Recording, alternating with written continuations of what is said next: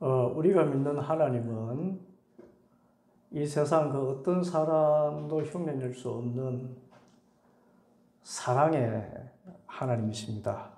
얼마나 우리를 사랑하시는지, 그러니까 유일하신 아들 예수님까지 우리를 위해서 내주셨습니다.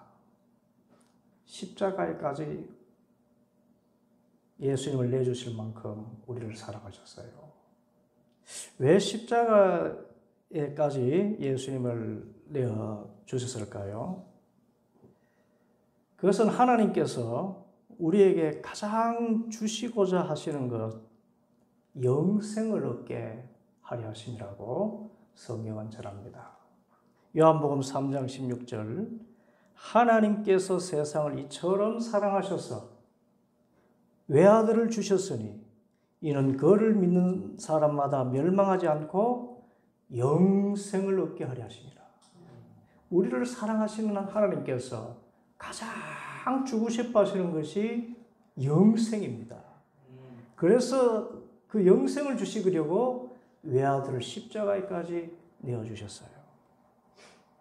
영생은 이처럼 하나님께서 주시고자 하시는 가장 좋은 것입니다. 우리를 자기 아들보다 더 사랑하셔서 우리에게 주시기를 원하신 것, 그것이 바로 영생인 것입니다. 그럼 영생이 무엇인가요? 말이 어렵습니다.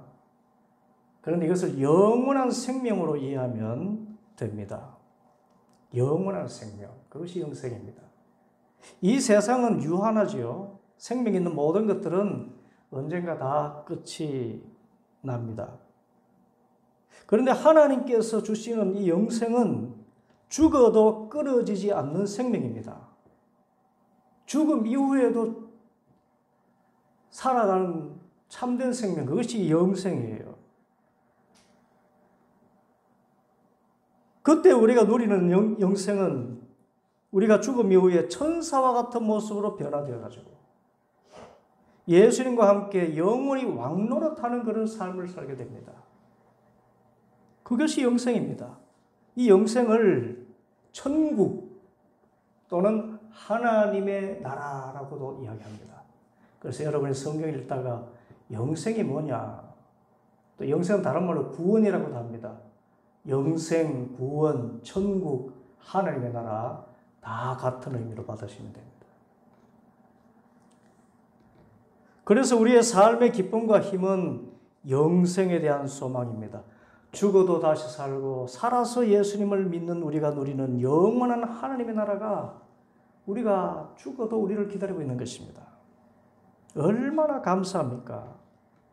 저는 목사로서 처음 은혜 받고 지금까지 한 번도 의심하지 않고 어떤 어렵고 화가 나는 일이 있어도 한 번도 의심치 않고 굳게 믿어지는 것이 있습니다.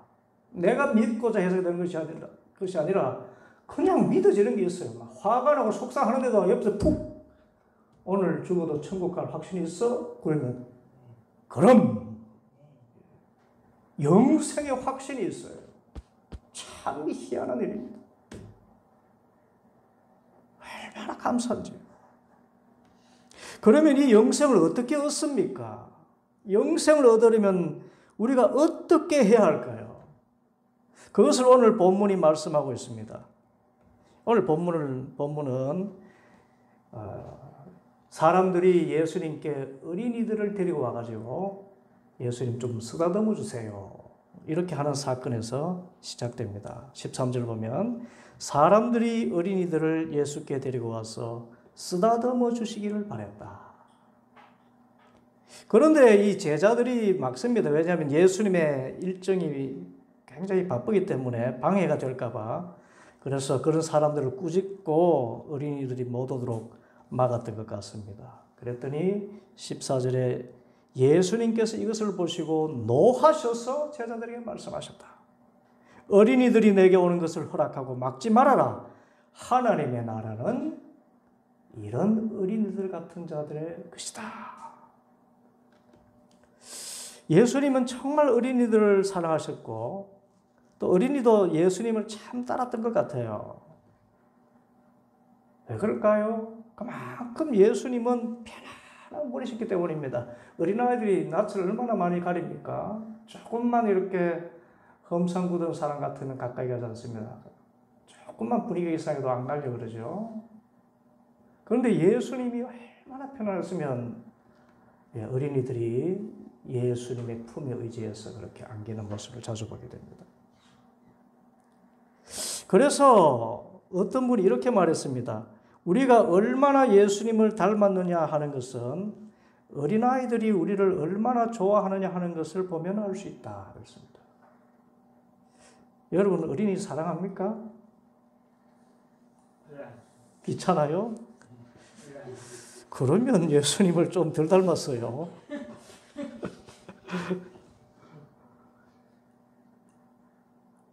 그러니까 예수님 닮는 이 정도가 닮느냐 닮지 못했느냐 정도가 아닙니다.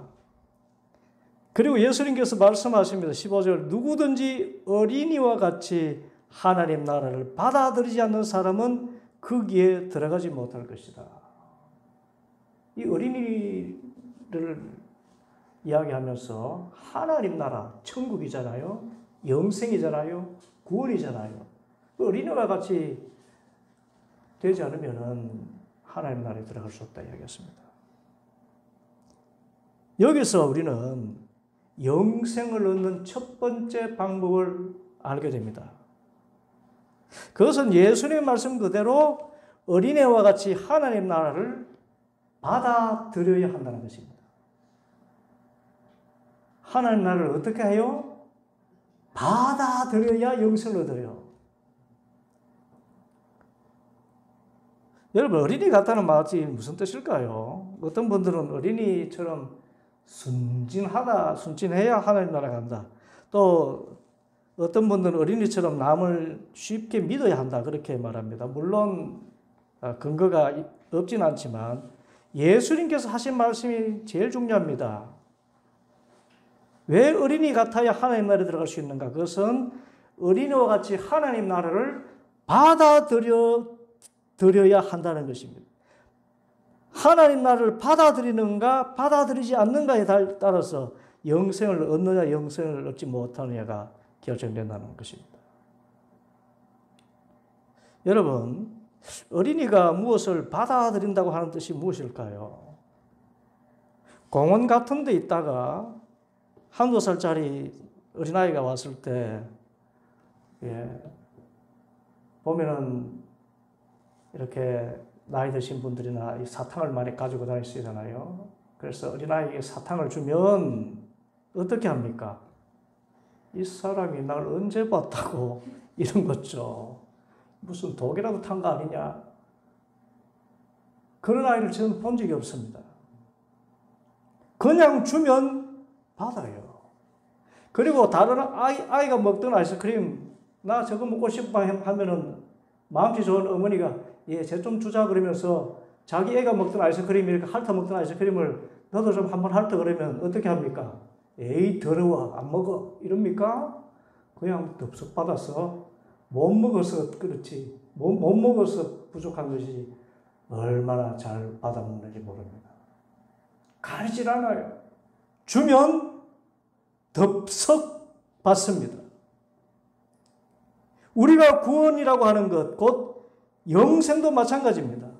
어린이는 선물을 묻지도 않고 따지지 않고 그냥 받습니다. 주는 것은 그냥 받습니다. 에베소 2장 8절 여러분은 믿음을 통하여 은혜로 구원을 얻었습니다. 이것은 여러분에게서 난 것이 아니요 하나님의 선물입니다.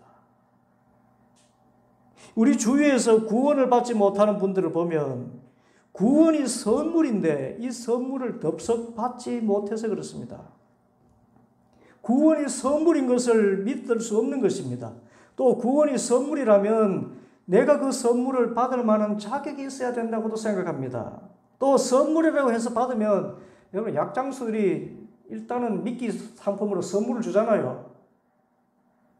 그래서 덥석 받고 나면은 따로 모이게 해가지고는요 검사 손들게 하고요. 그래가지고 이래저래 해가지고 결국은 약을 팔아먹는 거 아닙니까?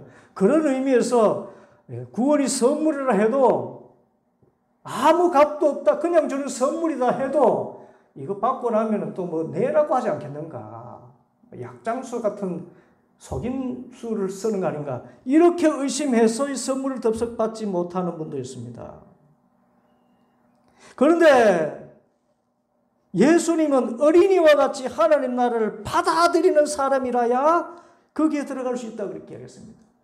구원은 하나님이 주신 선물입니다. 거저 주시는 선물인데 우리는 선물에 대해서 묻지도 말고 따지지도 말고 내 자격이 어떤지, 내가 받을 자격이 있는지 없는지 생각지도 말고 또 무슨 속임수인가 의심하지도 말고 그냥 받아들이는 것입니다. 그러면 영생을 얻게 되는 것이에요. 쉽죠? 여러분, 예수님께서 나의 죄를 대신해서 십자가에 펴려 죽으셨습니다. 그 사랑을 믿고 그 예수를 믿으면 주님께서 값없이 구원의 선물을 주십니다. 이 선물을 받겠습니까? 받기만 하면 묻지도 않고 따지지도 않고 뭐 이런 쉬운 게 있어. 그냥 받으면 영생을 얻는 거예요. 그래서 이런 하나님의 선물을, 이 은혜를 그저 감사하며 의심 없이 덥석 받아들이는 것을 믿음이라고 이야기합니다. 그냥 선물 주면 그냥 받는 거, 그게 믿음이에요.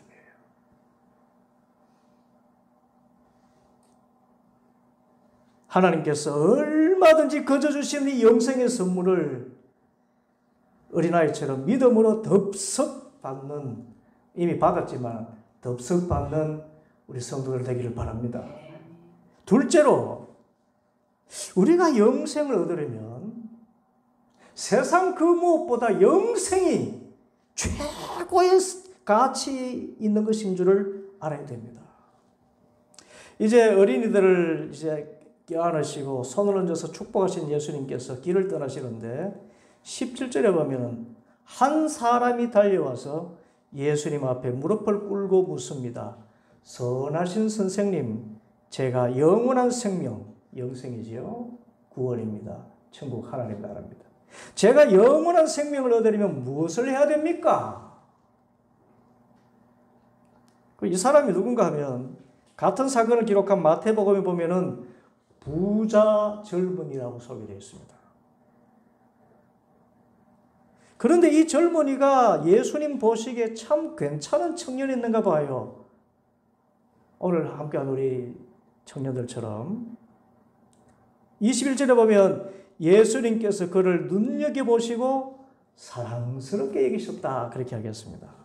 왜 그러시나 하면 짐작컨대 이 젊은이는 재산이 많다고 했는데 직업으로 치면 아주 유능한 젊은 사업가라고 할 수 있습니다. 그리고 누가복음에 보면은 이 젊은이를 어떤 지도자, 관원이라고 했습니다. 이 젊은 나이인데도 사회적으로 지위가 높은 사람이라는 뜻입니다. 관원이라 했으니 아마 당시에 공의회 회원이 아닌가 생각되는 사람입니다. 지금으로 보면 국회의원 정도 되는 지위에 오른 청년인 것입니다. 나이 한 30쯤 됐는데 국회의원이 된 거예요. 재산도 어마어마한 것입니다. 이것이 괜찮다고 생각된 것이 아니고, 이런데도 행실이 얼마나 반듯한지, 이 청년이면 당시 예수님 나이와 비슷했을 것입니다. 30살에서 32살 그 정도에. 그런데 17절을 보면은 걸어오는 것이 아니고 달려와서 그냥 말씀드리는 것이 아니라 무릎을 꿇고 그냥 선생님이라 하지 않고 선하신 선생님이라고 합니다. 보통 예의 바른 사람이 아닙니다. 돈이면 돈, 권력이면 권력, 인품이면 인품, 모든 것을 다 갖춘 젊은이인 것입니다. 이런 아들이 있다면, 그죠? 야, 이런 남편이라면. 게다가 겉보기에는 신앙도 좋은 것 같아요. 18절 보면 이 예수님을 선한 선생님이라고 하니까 예수님께서 하나님께 영광 돌리시면서 어찌하여 너는 나를 선하다고 하느냐, 하나님 한 분밖에는 선한 분이 없다. 그리고 하시는 말씀이 19절, 너는 계명을 알고 있을 것이다. 살인하지 말아라, 간음하지 말아라, 도둑질하지 말아라, 거짓으로 증언하지 말아라, 속여서 빼앗지 말아라, 네 부모를 공경하여라 하지 않았느냐 물으십니다. 여러분, 이 계명들은 10계명 가운데 이웃들과의 관계에서 지켜야 될 6가지 계명을 이야기하는 것입니다. 10계명이 하나님과의 관계에서 어떻게 해야 될 건지, 나머지 이웃들과의 관계에서 어떻게 해야 될 건지 그것을 이야기했는데, 예수님께서는 이웃들과의 관계에서 어떻게 해야 될 것인가 그것을 말씀하셨는데, 이 젊은이가 말합니다. 20절, 선생님, 저는 이 모든 것을 어려서부터 다 지켰습니다. 유대인은 만 13세가 되면 성인이라 그래요. 그래서 잔치를 성대하게 벌입니다. 13살짜리. 만 13세니까 우리 나이 14살, 15살 되면 성인으로 합니다. 그보다 더 어릴 때부터 지금 이 청년이 되기까지 살인도 없고 간음도 없고 도둑질도 없고 거짓말도 하지 않고 속에 빼앗은 것도 없고 부모님을 깍듯이 공경하는 이 모든 것을 다 지켰다는 것입니다. 얼마나 신실한 믿음처럼 보입니까? 세상 모든 사람들이 정말 저런 청년이라면 그런 괜찮은 사람 아닙니까? 그런데 예수님께 눈에는 한 가지 부족한 것이 보였어요. 그래서 이 청년을 진짜 온전한 청년으로 만들고자 예수님께서 이렇게 말씀하십니다. 21절, 너에게는 한 가지 부족한 것이 있구나. 가서 네가 가진 것을 다 팔아서 가난한 사람들에게 주어라. 그리하면 네가 하늘에서 보화를 차지하게 될 것이다. 그리고 와서 나를 따르라. 영생을 얻으려면 무엇을 해야 됩니까? 라고 물었는데 결론적으로 예수님께서 하시는 말씀, 나를 따르라. 그 전에 다 버려라. 그렇게 하는 것입니다. 다시 말하면 영원한 생명을 얻으려면 10계명 지키는 정도가 아니라 예수님을 따르는 제자가 되어야 된다. 그런 말씀이에요. 진짜 예수님을 주님으로 쫓아야 된다는 것입니다. 진짜 예수님을 쫓기 위해서 모든 것을 버리고 예수님이 최고다라고 생각할 정도가 되어야 그것이 영생을 얻는다는 거예요. 이 말씀에 사람들이 매우 부담스러워하고 힘들어합니다. 이야, 예수님 믿는 거 진짜 힘들구나. 11조 드리는 것만 해도 부담스러운데 가진 그 많은 재산, 그 국회의원의 지위, 그 지식과 명령까지 다 버리고 예수님을 따라 영생을 얻는다고 하니 도대체 누가 예수를 믿을 수 있는가 생각될 것입니다. 그러나 예수님의 이 말씀은 구원을 받기 위해서 선행을 해야 된다는 말이 아닙니다. 또 진짜 전 재산 다 팔아서 나눠주고 탁발 수도자 거지처럼 되어야 한다는 말도 아닙니다. 이 말씀은 우리 인생에서 가장 소중한 것은 돈이나 명예나 권력이 아니라 예수님이고 영원한 생명이고, 이 영원한 생명을 주신 이가 예수님이기 때문에 이 세상 그 어떤 것도 예수님보다 소중히 없다는 것을 고백하는 삶이어야 된다는 것입니다. 그래서 나의 모든 소유권을 주님께 돌려드린다는 신앙 고백에 합당한 삶을 사는 것입니다. 그래야 영생을 얻은 자로서 모습이 나타나는 거예요. 누가 영생 얻었나? 영생 얻지 못하였나? 누가 구원받았나? 받지 못했냐? 누가 천국 가느냐? 천국 가지 못하냐? 누가 하나님 나라에 들어가느냐? 들어가지 못하냐? 그 사람이 정말 이 세상에서 가장 귀한 것은 예수님밖에 없습니다. 영생이 가장 귀합니다. 라고 고백하면서 다른 소유들은 이것은 내 것이 아니고 이따가 없어질 것이고 하나님께 주신 것이기 때문에 원래 하나님 것이니 하나님 처분에 맡깁니다 하는 그런 초연한 자세를 갖는 것. 그런 사람이면 그는 틀림없이 영생을 받은 사람이라는 것입니다.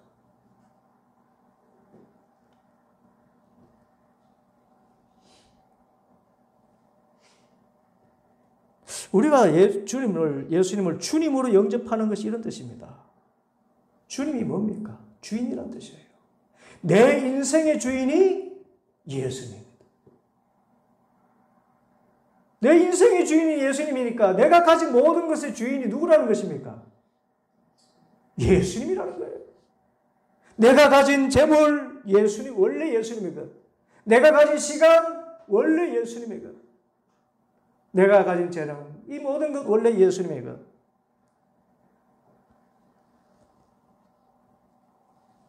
그렇게 고백하고 살면 예수님께서는 나의 이 마음을 받으시고 예수님이 가지신 모든 것, 영생뿐만 아니라 이 세상의 필요를 다 채워주십니다. 28절에 보면 베드로가 예수님, 저희들은 모든 것을 버리고 선생님을 따라왔습니다. 그랬습니다. 그러니까 예수님께서 말씀하시기를 29절 30절에 내가 진정으로 너에게 말한다. 나를 위하여 또 복음을 위하여 집이나 형제나 자매나 어머니나 아버지나 자녀나 논밭을 버린 사람은 지금 이 세상에는 박해도 받겠지만 집과 형제와 자매와 어머니와 자녀와 논밭을 100배나 받을 것이고 오랜 세상에서도 영원한 생명을 받을 것이다. 약속하셨어요. 이 말씀대로 부자 젊은이가 자신이 가진 것을 다 팔아서 가난한 사람들에게 주고 예수님을 따랐다면 예수님께서 하신 말씀 21절의 말씀 보면 하늘에서 보화를 차지하게 될 것이다. 하늘의 보화가 가득가득 차여가지고요. 여러분 성경은 이야기합니다. 한 번 죽는 것은 사람에게 정한 것이고 그 다음에는 심판이 있다. 예수를 믿는 사람에게는 징벌이 없는 상급의 심판이 있어요. 우리는 하나님의 은혜로 죽어서 예수님을 믿는 사람들은 죽어서 바로 그냥 천국에 갑니다. 그런데 천국에서도 상이 있어요. 금멸류관, 은멸류관 있는 것처럼 상이 있고 10골 다스리는 상, 5골 다스리는 상이 있는 것처럼 상이 있어요. 그 상이 무엇인가 하면은 이 땅에서 참으로 가난한 사람, 소외된 사람들을 도와주고 하나님 나라 확장을 위해서 많은 선한 일을 하는 사람. 그런 사람에게 하나님께서 복을 주시는데 그 상입니다. 그래서 가난한 사람들을 위해서 자기 재산을 다 팔아서 나눠주고 주님을 따랐다면 예수님 말씀대로 하늘에서 보화를 차지하게 될 것이다. 자신이 가진 재산과 비교할 수 없는 세상의 재산은 잠시 있다가 없어지잖아요. 그런데 천국의 보화는 영원해요. 하늘에서 보화를 차지하게 될 것이다. 그리고 베드로에게 하신 말씀처럼 이 땅에서도 100배나 돌려받고 오늘 세상에서 영원한 생명을 받게 될 것이다. 그래서 우리가 다시 기억하게 될 것은 이 세상의 삶에서 가장 우리가 소망하며 살아야 될 것은 영생이고 영생보다 더 귀한 것은 없고 예수님보다 더 큰 가치는 없다고 그렇게 고백해야만이 그는 영생을 얻은 자가 된다는 것입니다. 여러분 세상에서 예수님이 가장 귀한 분으로 고백하십니까? 내 생명만큼 귀한 분이 예수님이라고 고백하십니까? 그런 사람은 틀림없이 영생을 이미 가지고 있습니다. 셋째로 우리가 영생을 얻는 길은 내가 어떤 일을 해서가 아니라 오직 하나님의 은혜로 되는 것입니다. 이제 그 부자 젊은이는 세상의 부와 명예와 지식 모든 것을 가졌지만은 안타깝게도 영원한 생명을 얻지 못하고 역사에서 사라지고 맙니다. 이 부자 젊은이가 예수님에게서 돌아선 후에 그 삶이 어땠을까요?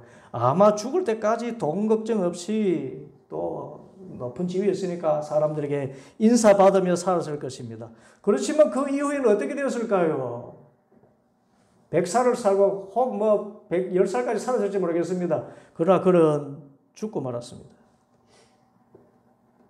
그는 죽었고 죽음 이후에 심판이 있었을 터인데 그는 은혜의 심판인 하나님의 나라에 들어가지 못하고 영생을 얻지 못한 채로 그 삶이 그냥 끝이 났습니다. 아무것도 없습니다. 이처럼 돈이 많은 사람, 지식이 많은 사람, 지위가 높은 사람, 세상 오래 살아본 사람은 하나님 나라 들어가기가 참으로 어렵습니다. 실제 그래요. 얼마나 어려운지 예수님 말씀 23절, 예수님께서 둘러보시고 제자들에게 말씀하셨다. 재산을 많이 가진 사람은 하나님 나라 들어가기가 참으로 어렵다. 그러자 제자들이 깜짝 놀랍니다. 왜냐하면 당시에는 재산이 많다는 것은 하나님께 복을 받은 것이라고 판단을 했어요. 그리고 의롭게 살면 하나님께 재산 많이 주신다고 생각했습니다. 그리고 재산을 많이 가져야 선한 일을 계속할 수 있기 때문에 재산 많은 사람들이 하나님 나라에 1순위로 들어가겠다 생각했습니다. 그런데 예수님께서 재산이 가진 사람이 하나님 나라에 들어가기가 참으로 어렵다. 더 놀라운 말씀은 25절, 부자가 하나님 나라에 들어가는 것보다 낙타가 바늘기로 지나가는 것이 더 쉽다. 여러분, 이게 부자가 하나님 나라 갈 수 있다는 말입니까? 없다는 말입니까? 확률 제로잖아요. 사람의 힘으로는 부자는 절대로 하나님 나라 사모하지도 않아요. 영생을 최고의 가치로 생각지도 않습니다. 그러니 어떻게 들어가요? 이 말씀은 지금 우리들에게 하시는 말씀입니다. 옛날 저 어릴 때만 해도 저희 어머니 올 때는 여자분들은 초등학교도 나오지 못했던 그 시절입니다. 남자들 아버지 되는 분들도 중학교만 나와도 출세의 길이 열렸던 그때입니다. 그때 우리 사람들은 겸손했어요. 더 잃을 재산도 없고 더 낮아질 지위도 없었기 때문인지 몰라도 하루하루 살아가는 삶 동안에 정말 부지런하게 또 그것을 정말 자족하며 살면서 유일한 소망이 있다면 저 영원한 하나님 나라, 영원한 생명, 그 하나님 나라면 나는 족합니다. 이렇게 하면서 살았어요. 그래서 하나님의 나라를 맛보며 살았습니다. 영생을 누리며 주 안에 살리라. 오늘도 내일도 주 함께 살리라. 찬송하며 살았습니다. 그러나 지금은 지식 수준이 높아지고 생활 수준이 세계 10위권까지, 어떤 때는 8위권까지 높아지잖아요. 우리나라 얼마나 잘 산다고요. 교육 수준이 얼마나 높다고요. 이렇게 높아지면서 사람들이 가진 생각이 있습니다. 이야, 돈이면 안 되는 것이 없구나. 권력이면 못할 것이 없구나. 이런 생각이에요. 추구하는 것이 돈이고 권력입니다. 지식 수준이 높아질수록 돈, 권력 추구해요. 그러면서 현실 생활에 만족하지 못해요. 그러면서 영생, 죽어서 가는 천국 이런 것에 대해서는 아무런 관심도 없습니다. 정신적인 어떤 가치, 영적인 가치에 대해서는 전혀 관심이 없어요. 그러니까 영생을 최고의 가치로 여기는커녕 더군다나 다 버리고 예수님 쫓아가는 말씀, 그래 영생을 얻는다. 누가 받아들입니까? 사람은 받아들일 수 없어요. 부자일수록 못 받아들입니다. 학자일수록 받아들이지 못하고요. 권력자일수록 받아들이지 못해요. 그래서 지금은 갈수록 전도가 어렵고 예수를 믿는 사람들이 줄어들고 있습니다. 그런데요, 사람의 힘으로는 결코 할 수 없는 이런 상황인데, 이 가운데도 보면은 높은 학력을 가진 그리스도인이 있습니다. 많은 재산을 가지고 있는 그리스도인이 있어요. 높은 지위에 오른 사람들 가운데 예수님 잘 믿는 사람들이 많아요. 이게 어찌된 일입니까? 제가 섬기던 교회에서는 기본 학력이 대졸이에요. 거기에는 대법관도 있었습니다. 교수님도 우리 경상도 말로 수두룩 빡빡했고요. 의사, 발에 걸리는 게 의사였습니다. 사장님들도 있을 거예요. 그런데 이분들이 교회에서는 주차 봉사도 하고요. 화장실 청소하고요. 주방에서 무거운 밥통 뒤고 옮기고요. 교사, 어린아이부터 고등학생까지 교사도 하고요. 구역장으로요, 발품 파트차, 뛰어다니면서 병들고 소외된 사람을 찾아다니고요. 그러면서 새벽 기도부터 해서 늦은 밤 기도까지 교회 빠지지 않고 나와서 하는 기도, 주여 이 죄인을 용서해 주시고 이 죄인을 받아주셔서 감사합니다. 대법관이 그렇게 기도하고 있어요. 의사들이 그렇게 하고 있어요. 이게 어떻게 된 일입니까? 돈밖에 모르는 이 세상에서 어떻게 그 높은 지위 같은 거 다 버리고 그 예수님을 따르는 순수한 믿음을 가지고 있을까요? 이것은 인간의 힘으로는 절대로 불가능합니다. 오직 이것밖에 없습니다. 예수님 말씀 27절, 사람에게는 불가능하나 하나님께는 그렇지 않다. 하나님께는 모든 일이 가능하다. 받아십시다. 사람에게는 불가능하나 하나님께는 모든 일이 가능하다. 우리는 이것을 하나님의 은혜라고 이야기합니다. 사람의 힘으로는 불가능해요. 사람의 이 정신으로는 불가능합니다. 그 교회 가서, 아니 대법관 하던 사람이 교회 가서 어떻게 저게 청소를 해요? 부자가 자기가 힘써 모은 재산을 어떻게 10분의 1을 그렇게 하나님께 드려요? 이렇게 할 수 있게 하시는 분이 누구라고요? 하나님.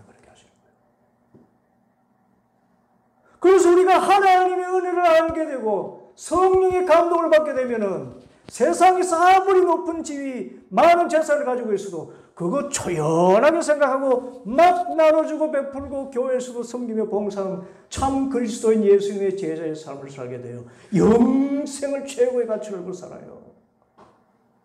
저는 그런 수준 높은 그리스도인들을 많이 봤습니다.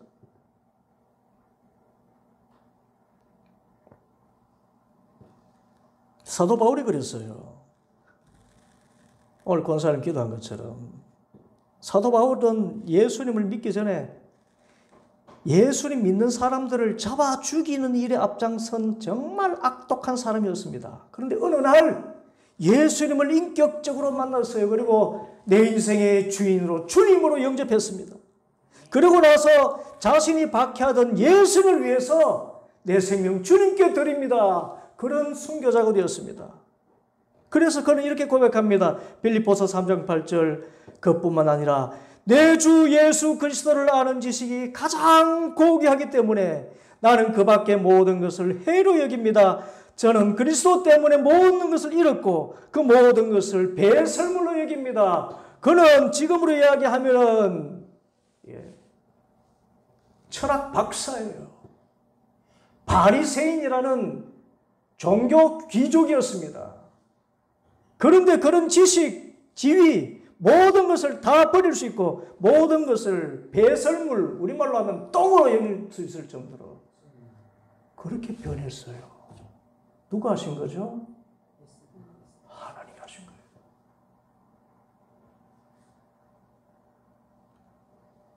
그래서 이분은, 사도 바울은 이렇게 다시 고백합니다. 고린도전서 15장 10절. 그러나 나는 하나님의 은혜로 오늘의 내가 되었습니다. 나에게 베풀어 주신 하나님의 은혜는 헛되지 않았습니다. 나는 사도들 가운데 어느 누구보다도 더 열심히 일하였습니다. 그러나 이렇게 한 것은 내가 아니라 나와 함께 하신 하나님의 은혜입니다.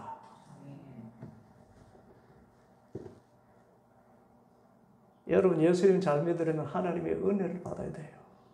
은혜 받으면 11조 생활합니다. 왜? 주님인데. 내 인생의 주인이 주님이시고 내 모든 소유가 주님의 것인데. 잠시 있다가 없어질 세상의 것 밀어넣고 저 영원한 하나님 나라가 이 땅에 이루어지는 그 삶을 살기 위해서 선한 행실에 힘쓰고 하늘 보화를 쌓기 위해서 베풀고 나누는 삶을 사는 것. 하나님은 은혜 받으면 가능한 거예요. 많이 배워서 되는 것이 아닙니다. 돈으로도 못 가요, 하나님 나라.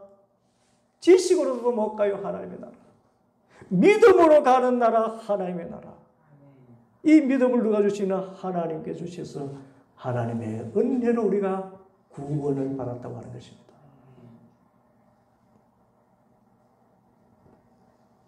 영생은 우리가 유한한 이 세상에 살면서 항상 그리고 최선의 가치로 알고 살아야 할 하나님의 선물입니다. 어린아이와 같이 하나님의 은혜에 감사하며 덥석 믿음으로 이 선물을 받고 세상에서 가장 가치 있는 것은 영생이라고 고백하면서 다른 모든 것의 소유권을 주님께 돌려드리며 온전히 주님을 좇을 수 있는 우리 성도들 되기를 축복합니다. 하나님의 은혜가 여러분에게 임하기를 바랍니다. 이 은혜 안에서 예수님 쫓으면서 살아가면 하늘 보화가 내게 주어지고 이 땅에서도 늘 하나님 나라의 기쁨과 평안을 누리며 살아가게 되는 것입니다. 영생의 이 선물을 기쁨으로 누리는